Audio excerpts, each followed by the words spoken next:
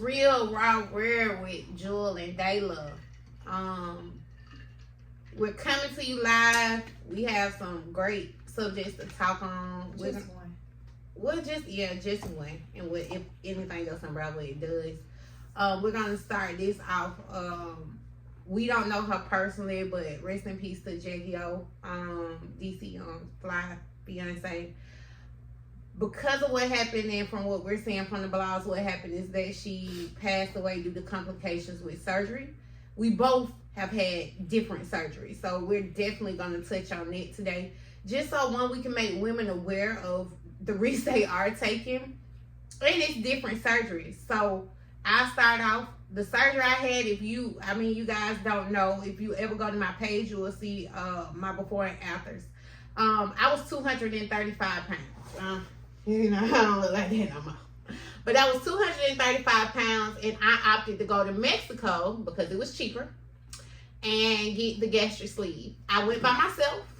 I did not let anybody know but you. You had another friend that knew too.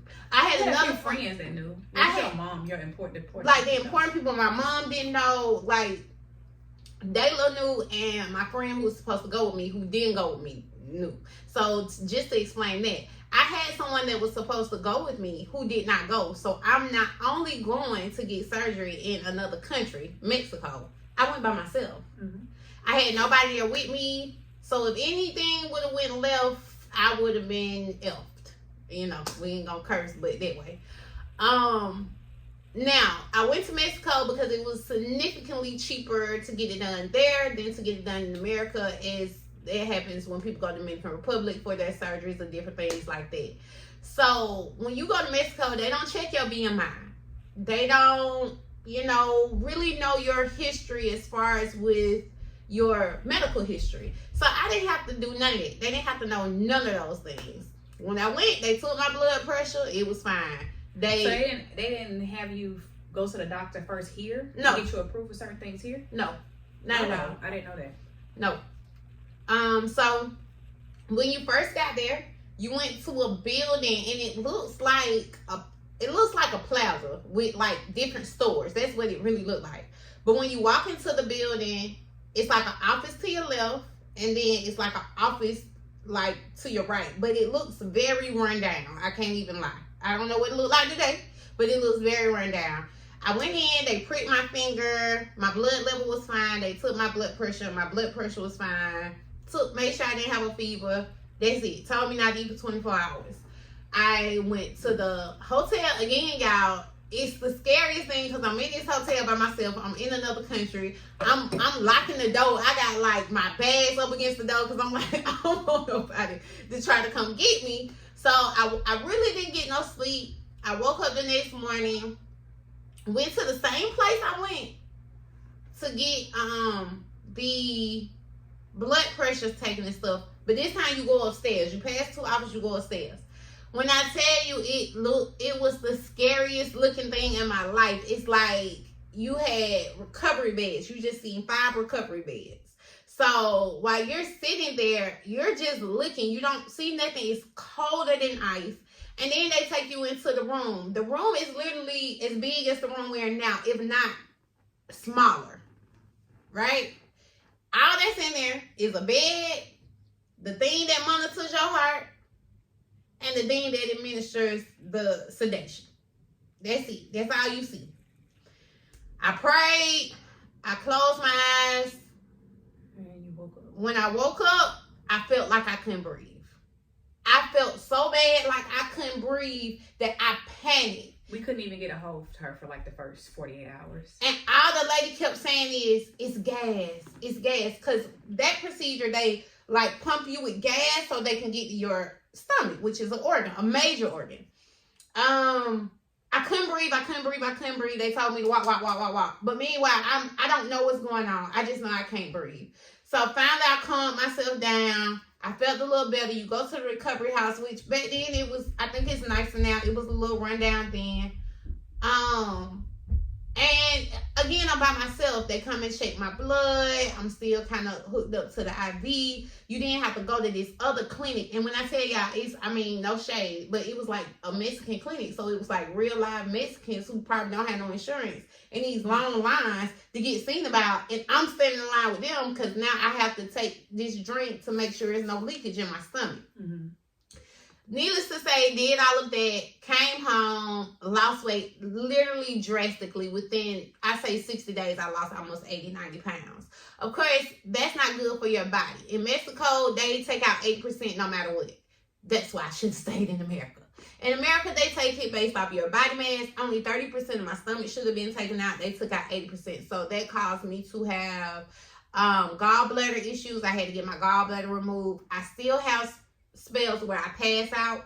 Like if I'm not hydrated, if I don't have my potassium and magnesium, I will fall out. Like I don't know where I feel it. It's scary because when people die, they lose their bowels. And what I feel like right before I pass out is I'm about to lose my bowels. And then I just pass out. I've been with my kids and done it. So it's a really scary after effect. And I think because I was so vain and wanted to lose the weight, wanted to be happy with who I was, wanted to do things my way. Stupid enough, I was scared of plastic surgery, but if I could go back, I probably would have did it so I could have an ass with it. But it's not plastic, so it's not plastic surgery, and that's what. I'm sorry. Let me go ahead and let you finish. No, go ahead. No, I was gonna explain because I see so many people online. When so many women maybe 2 years ago going to get the BBL. I went and got a BBL too. I went and got a BBL, but they forgot the B. Okay, they forgot my B. Her B look good. It ain't what it's supposed to be. But anyway, you see that ass on the side. Anyway, but what y'all say is, I'm gonna just go stick in the gym. When I see y'all say that, y'all had the flattest ass, and y'all really be thinking that the gym is just gonna boost you and give you the body that you want. But some of y'all don't eat right, and sometimes the gym is not gonna. Yes, it may tone you up, but it's not going to give you that shape. Like, it may tone you, you may slim down. But if you want a fat, plump hips and ass, it's just not going to do that. If you want to feel your hip dips, sometimes it's just not going to do that. That's just not how your body is made. So it's not, no matter how much you work out, it's not going to work. So at what point did you know? So for me, it was weight loss because I couldn't breathe when I got in the car. And even though I could have lost weight because I've been up and down with my weight since we were kids, I wanted to do it, like I knew I wanted to do it the lazy way. At what point did you know you wanted to get surgery? Because you've always been sexy. You put that mother, you put your I have sex appeal, so I'm going to be sexy, but I'm vain. I want to fill out a dress. I don't want to look straight up and down. Okay, so it was how you looked in your clothes. And men say, or women say too, y'all insecure. Most of us not doing it because we're insecure. We're doing it because we want to look a certain way in clothes. Like, I can't go buy anything and be fine in it. I couldn't do. I mean, I still can't do that because I still don't have the shape that I desire. But I'm not going back. I am working out now. I'm happy. I'm way more happier now than before. But so it did make you happier. I mean, yeah. You feel more confident? Hell, fuck yeah. Okay. But I felt good before. I was gonna say you never was not unconfident. Yeah, but I felt good before. But it's like. Even though, like I joke and I say they forgot to be. I mean, my ass is definitely plumper, but it's just not. I will tell her get up so y'all can see that ass, because the ass is assing. But go ahead. Thank you, tonight. Now look at that ass. What she talking about? I can't wait for her to see this video so she can see how good her ass looks. Okay, but anyway, but so the way when I went to Miami. And I did my research. I was going with one of my other friends. She did her research too. And she is very critical about everything. So we seen a few people that also went there. And even though very clean facility, it's still, when it's time for you to have that surgery, it is like a chop shop. Like once you sitting there and you've been sitting there all day and they tell everybody to come at a certain time. They call, you may be sitting there all day before you call for your surgery. But you have to go get checked first. You have to go to your primary doctor. So do they have to see that? Like, yeah, you have to send all that off to them beforehand. Okay. And they not letting you back there. They gonna give you a pregnancy test. We seen girls turned around because they were pregnant. Some people had COVID. tobacco, all that stuff. Like they test for everything. Because they tell you what not to do before each hookah, surgery. like that hookah, we had to stop 30 days. And I'm a big hookah fiend. I mean, I done laid off now, but I was a big hookah fiend. So it was hard to, and I honestly did 20 days instead of 30 days, but I shouldn't have did that. But neither here nor there. And it's about aftercare too. Well, I'm sorry. First, it's a chop shop. When I say it's a chop shop, it's because when you sitting there, they rolling women out maybe every hour. Are you serious? And some of them bleeding. Oh my God, Kayla, you scaring the hell out of me. I don't know why you scared. Cause I've been through the worst of the worst. So let's. I know. I'm saying that would have scared me to see people coming out. Like I didn't see anybody. But they were still alive. Oh, that's true. They were still alive. They were just. I mean, you just woke up from anesthesia. Oh, okay. Yeah, they rolled you out. You woke up from anesthesia. You still kind of doped up. But I did go to an aftercare facility. I was gonna chance it, and we were gonna do a hotel, but we was like, nah. We went somewhere where it was 24-hour care. Happy we made that choice. Mia luxury stay. If you ever get a chance to go there, it's at a hotel, and they rent out the rooms in the hotel, so it's very nice, and they are awesome. When I say awesome, very hands-on. They talk you through every step of the recovery process. But anyway, okay. So, but it's also about your aftercare too. I don't know the situation, what happened, because you see people and you think they're in the best shape. You don't know what's going on internally. I think this, and I think I'm sure that was a trusted doctor.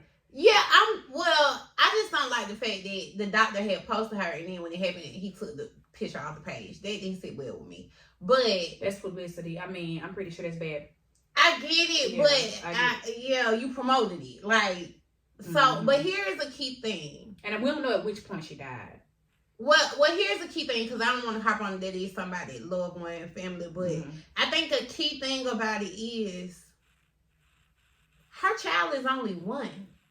She got 3. But her youngest child is only 1. When you give birth, and we might think a year is a long time, but that ain't really no long time for your body to get back to normal. Think about when you had your kids. Like, of course, they tell you to wait 6, 8 weeks, 9 weeks, whatever, and don't nobody listen to that. But I just feel like after childbirth, maybe, that was kind of very soon. But then people do it. Like, but so I can't say that because so many people do it. That's why you don't know what was already underlying factor with her. You don't know what went wrong in that. We never know, but we see so many people do it right after childbirth. That's why it's called a mommy makeover. So, I mean, I guess you have to know, and this goes for anything, because, kind of outside the spectrum, but I think about so many people, especially females, that's done stuff like terminate pregnancies. I feel like anytime you go up under anesthesia, you're risking your life.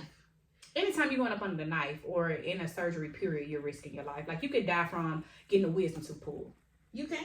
Yeah, well, due to the fact that you say anesthesia. But yeah, you definitely can. I never knew that. Yeah. I'm getting a wisdom tooth pulled on June 9th, and they walked me through the whole process, and I was like, Are you serious? Yeah. He was like, you want anesthesia or you don't? And I was like, he said, you want local anesthesia or you want to go under?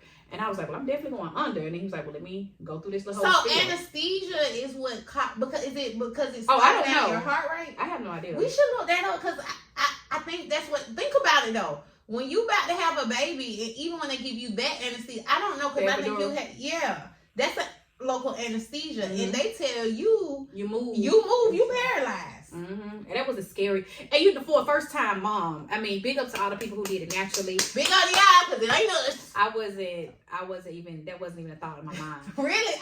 Every pregnancy I say, I'm gonna go natural. Yeah, no, it wasn't a thought in my mind. I wanted the anesthesia for sure.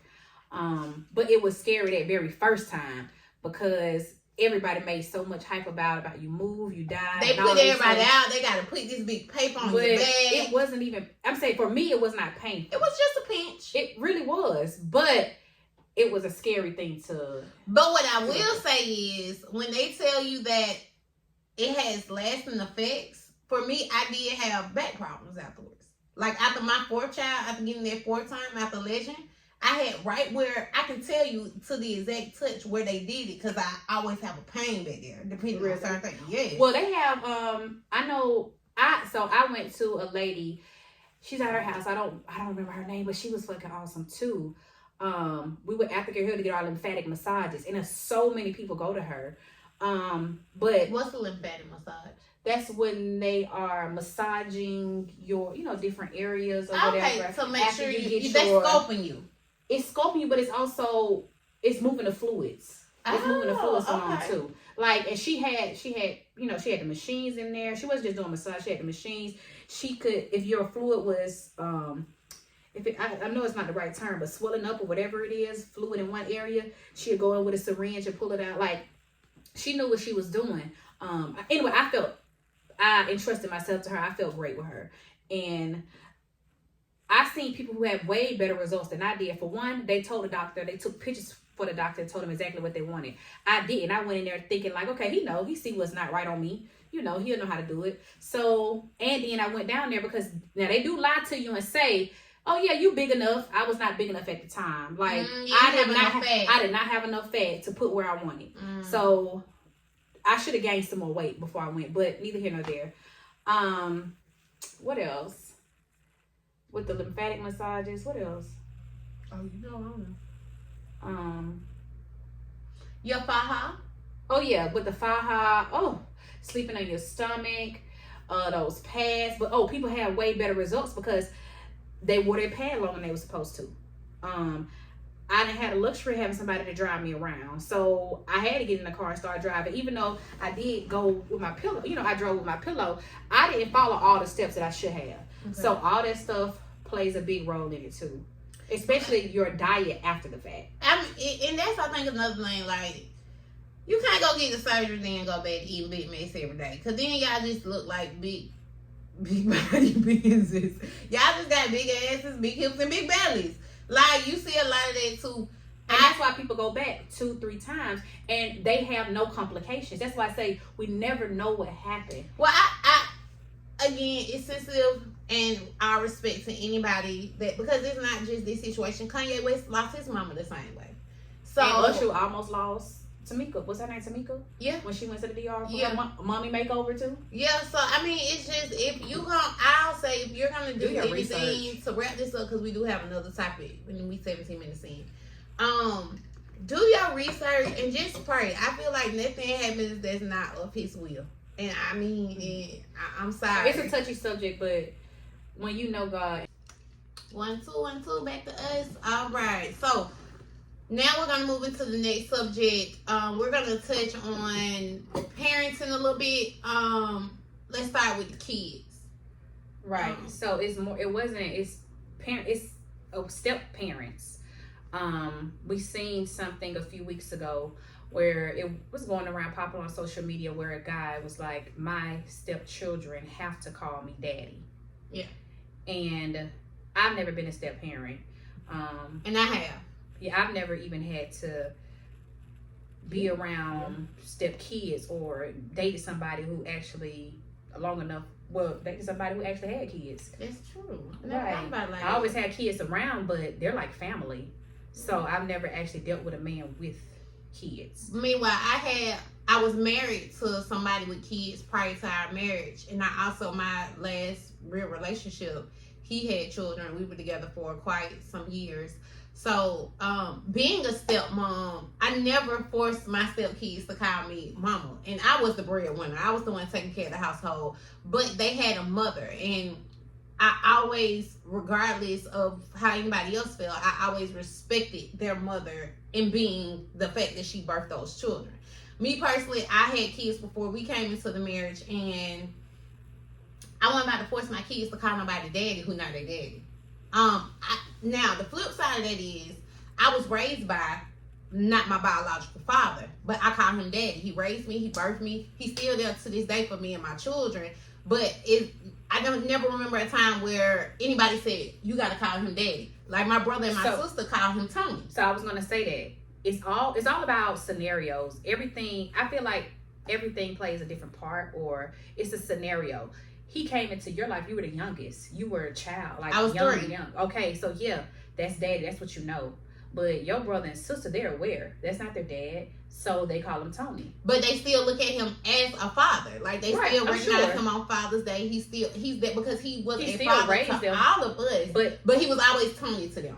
Now, of course, when we out, if they introduce him, this my daddy. They don't say this Tony. They say this my dad. But being in a marriage or even in my last relationship, I never felt the need. And I ain't gonna even lie. When I was married, I kind of did want my stepkids to call me mama because I felt like I was a mama to them. Like I loved and did for them like they were my kids. I actually made sure they had like I made my kids had, but I never was like, call me mama. This my house, I pay bills, you got to call me mama. And I don't care. My youngest child is 6. My oldest child is 18. I would never let a man come in and say, your kids got to call me daddy. Because who? And that should never be a deal breaker. If that is you simple minded and you really don't care about my kids, you care about the title, you care about that. It's the word I'm looking for. Camaraderie, it's not camaraderie. It's like power. Because I feel like ego thing. Yeah, it's an ego thing. Because I feel like that me saying dad versus me saying Mr. Jones, like I don't feel like I'm still old school where I don't feel like a child should just call an adult by first name unless they say, oh, that's fine, you can call me Jewel. But other than that, it's auntie or miss or uncle, right? Mm-hmm. So it's like I don't see anything wrong with you coming up with a name, but some bonds have to be naturally created. Mm-hmm. And when they're naturally created, that baby might slip up and call you dad. It might be like, what's up, pops? It ain't got to be. It doesn't have to be the dad or mom that birthed you. Right. But you let that kid create that bond. Right. I don't. Even if somebody, my kids are older now, but even when somebody came around when they were younger, it's never a dad thing. Like their dad is very present. So I wouldn't allow that anyway. Because I don't want you to ever think that, your dad, you have a father and he is a good father. Even though you're with me most of the time, he makes his time. I mean, we schedule time, and that's another thing we want to talk about, the active role of a mom and dad. But he is a very present father. So just because you may be around this man a little more, his presence or his influence is not the same as their father. So yeah. And I feel like it's situational because they have a good dad. Now here is something, and I feel like we talked about this. I'm sorry to be off, but I do want to know because I don't feel like we talked about it. So they had something where the mom and dad were like at the door, and the stepmom was at the door, and the little girl was like acting. The little girl was with the stepmom. The father was at work, and the little girl was being very disrespectful, and the stepmom popped her. Now, the mom went off like, you should have called her daddy. You should have called me. I don't care what it is. You shouldn't have put your hands on my child. So I think this is a great topic because I am around women who feel like the man that's in the house, that's helping you actually raise the kids or helping you financially with your kids, you telling me they can't discipline your kids? I don't go for that. I can't go for that. So if I'm with you enough, because I don't let people around my kids. But you're not a whooper either. I feel like because I never had to be, because I was stern from the beginning. Like I seen how my mama moves, so I was stern from the beginning. I seen how my mama moved with my cousin, so I always laid that foundation. Their dad laid that foundation. He give them a look. It's over with. They know when to stop. I don't have behavior issues, but if I'm around a man where I trust you to come around my kids, you living with me and my kids, and I'm gonna tell you can't discipline my kids or talk to them, or if you want to pop them. Yes, because you need to lay that foundation for that respect, and I want them to know you gotta respect this. Like you're not abusing them. Ain't nothing wrong with discipline. I totally agree with that. When I say I totally agree, I feel like if I'm with you, if we're in the same household, and this is your house, this is our castle, and any child in this MF will get out of line. Especially our kids. Of course, not no outside kids.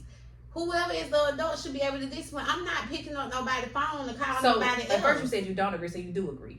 That's why I say it's so weird because it's about trusting that person. Yeah, in the past relationship I was in, I stopped my ex from disciplining my son. And when I look back at that, I feel like that's what he needed. And now, you know what I mean? Look at the outcome. Not the same, my child ain't good, but my child ain't, But if he he had that discipline and he had that fear. My oldest son, my 19-year-old, lacks fear because he's never had to answer consequences. Horrible.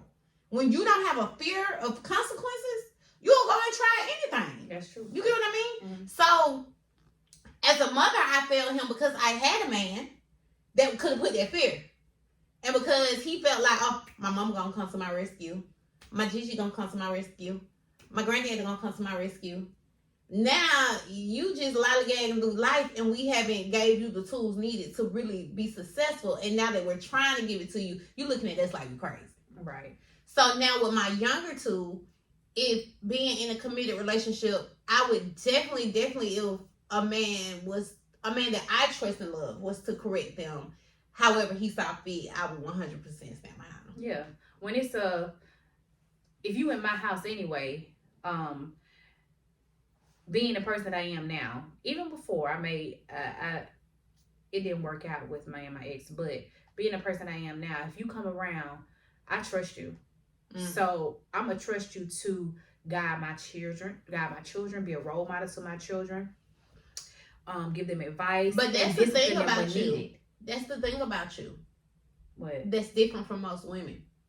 She ain't let no man around her kids, period, unless they're really in a relationship and she trusts them. She is the big firm believer of, I ain't let no man around my daughter. And I ain't let no man around my son. And I'm sorry, because we have to be off of this, because somebody hit me up in my DM today and was asking me, because I keep talking about man. He was like, okay, well, if you were to really find a man, what would y'all do as far as y'all living situation? Mm-hmm. And what you say? And I said, you know what? That is a good question. I want to bring it up on the podcast at some point. But that is so true because my kids are older now. My daughter's developing. You never know who's a pedophile. I mean, you can look at all this stuff. But I say I trust you, but shit still happens in certain situations. But if I'm with... So I said... Tell us how you really feel. If it's actually a man... Okay.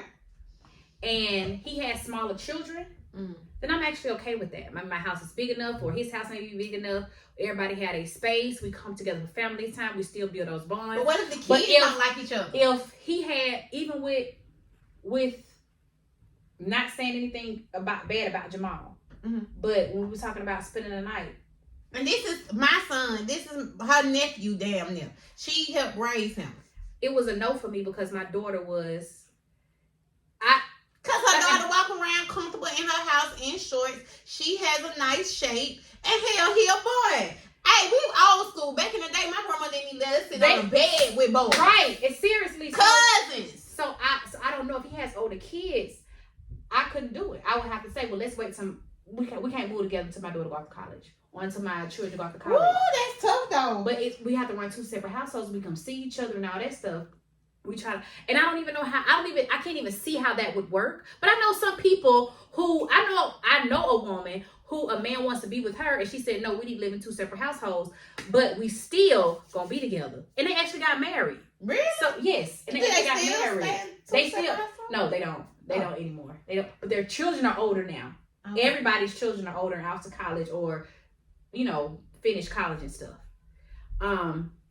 And I don't know if I would really go for it. I really can't see it until I'm in that situation. But the fear that I have, I couldn't sleep. You wouldn't be able to enjoy the relationship because you are very, and I'm a little overprotective. This is coming from, again, I was in a relationship with a guy who had kids. He had boys, right?